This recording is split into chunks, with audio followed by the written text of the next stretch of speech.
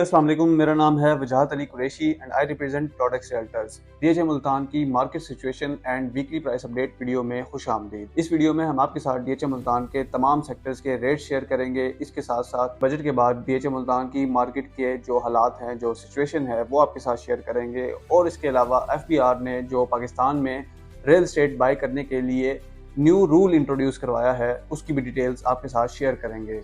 तो make sure कीजिएगा कि आप इस वीडियो को एंड तक लाजमी देखें और ऐसी मजीद इन्फॉर्मेटिव वीडियोस के लिए हमारे चैनल को सब्सक्राइब करें।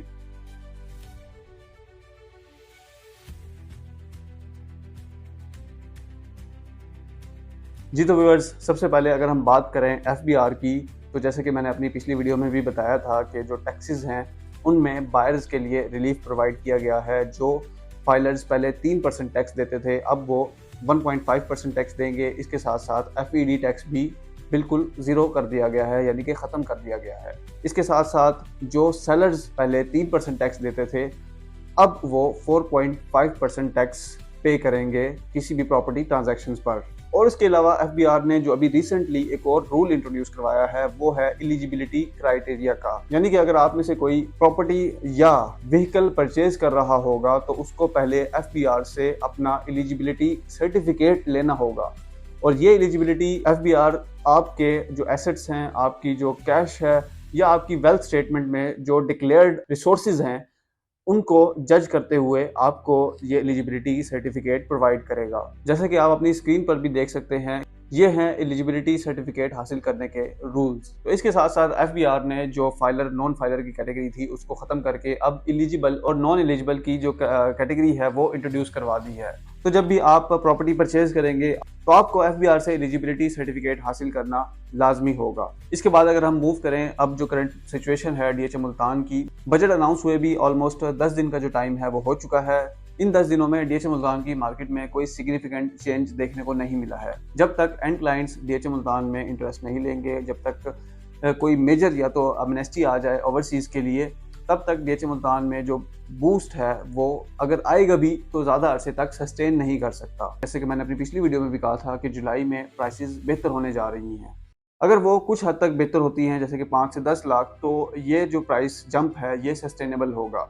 बट अगेन, अगर कोई इससे ज़्यादा एक्सपेक्ट कर रहा है तो वो अगर आ भी जाए तो वो शॉर्ट टर्म होगा, वो सस्टेन नहीं कर सकता, वो ज़्यादा देर तक प्रिवेल नहीं करेगा। उसकी रीज़न यही है कि अगेन मार्केट में जो बहुत सारे सेलर्स हैं वो वेट कर रहे हैं प्राइसेस के बेहतर होने का। बहुत से लोगों ने एक्स वाई W1 W2 में भी 1-1 करोड़ के प्लॉट्स परचेज किए हुए हैं, जिनकी अब जो प्राइसेस हैं वो 40 लाख के अराउंड हैं। अगर ये लेट्स सपोज 50 लाख हो जाती हैं या 55 लाख हो जाती हैं तो that will be pretty much justified कि ये इतनी प्राइस एटलीस्ट जो है डिज़र्व करते हैं। बट अगर वो 70-80 लाख हो जाती हैं तो उससे दो फैक्टर्स हैं। एक तो ये कि मार्केट में बहुत ज़्यादा सप्लाई आएगी, जो लोग वेट कर रहे थे करोड़ करोड़ की बाइंग थी जिनकी, वो कोशिश करेंगे कि उनका प्लॉट 75-80 के अराउंड सेल हो। सेकंड फिर ये होगा कि जो परचेजर्स हैं वो ड्रॉ बैक कर जाते हैं, वो बैक ऑफ कर जाते हैं इन डील्स से, क्योंकि उनको पता है कि डीएचए में ऑलरेडी बहुत ज़्यादा सप्लाई है। अगर वो कुछ अर्सा परचेजिंग नहीं करेंगे तो ये जो प्राइसेस हैं ये दोबारा से डाउन हो जाएंगी। तो ये जो दो फैक्टर्स हैं, ये मेजर फैक्टर्स हैं जिसकी वजह से डीएचए मुल्तान में जो भी प्राइसेस हैं वो इंक्रीज़ नहीं हो रही। हाँ, अगर अब बात करें कि ये प्राइसेस कैसे इंक्रीज़ होंगी, तो वो है ऑब्वियसली डेवलपमेंट। जो जिस डेवलपमेंट की मैं बात कर रहा हूँ वो है इनफैक्ट उसको अगर हम लिवेबिलिटी का नाम दें तो that will be a good word, कि अगर इसमें घर नहीं बन जाते, लिवेबिलिटी नहीं आ जाती, तब तक इन प्राइसेस में आप एक सिग्निफिकेंट बूस्ट जो है वो एक्सपेक्ट नहीं कर सकते। जैसे कि sector M, sector H, sector Q, sector R, sector I में काफ़ी ज़्यादा अब स्पीडीली कंस्ट्रक्शंस हो रही हैं। इसके अलावा हमारे पास जो केस स्टडी है वो सेक्टर B1 की है। सेक्टर B1 में पिछले 6 महीने में काफ़ी स्पीडीली लोगों ने कंस्ट्रक्शन की है, घर बनाए हैं, और जो प्लॉट आज से 6 महीने पहले 45-50 लाख में अवेलेबल थे, अब उनकी प्राइसेस 60-65 लाख तक पहुंच चुकी हैं। और जो कॉर्नर आपको 55 से 60 लाख में मिल जाते थे, अब वो 70+ में अवेलेबल हैं। इनफैक्ट अब उनकी शॉर्टेज है। इसी तरह जब दूसरे सेक्टर्स भी डेवलप हो जाएंगे तो डेफिनेटली उनकी जो प्राइसेस हैं उनमें अच्छा खासा बूस्ट आएगा। बट अंटिल देन अगेन मैं आपको बताता चलूँ कि ये जो डीएचए मुल्तान की मार्केट सिचुएशन है वो ऑलमोस्ट सिमिलर ही रहेगी। सो ये तो बात थी मार्केट सिचुएशन की। Now moving towards rates of DHA Multan. अगर हम स्टार्ट करें डीएचए मुल्तान के नॉन डेवलप, नॉन पोजेशन, एक कनाल के सेक्टर्स से, तो सबसे चीपेस्ट सेक्टर्स में sector L, sector F, sector W1, sector W2 और सेक्टर्स एक्स एंड वाई शामिल हैं। इन तमाम सेक्टर्स में जो प्राइसेस हैं वो ऑलमोस्ट 40 लाख से लेकर 60 लाख तक हैं और इनमें जो डेवलपमेंट चार्जेस हैं, क्योंकि नॉन पोजेशन सेक्टर्स हैं, तो वही प्रीवियस वाले यानी कि 21 लाख रुपए इम्प्लीमेंट होंगे। इसके बाद अगर हम मूव करें पोजेशन सेक्टर्स की तरफ और जो रिलेटिवली चीपर पोजेशन सेक्टर्स हैं उनमें सेक्टर जी, सेक्टर यू और सेक्टर क्यू का कुछ पैच शामिल है जिनकी प्राइसेस 60 लाख से लेकर 80 लाख तक हैं।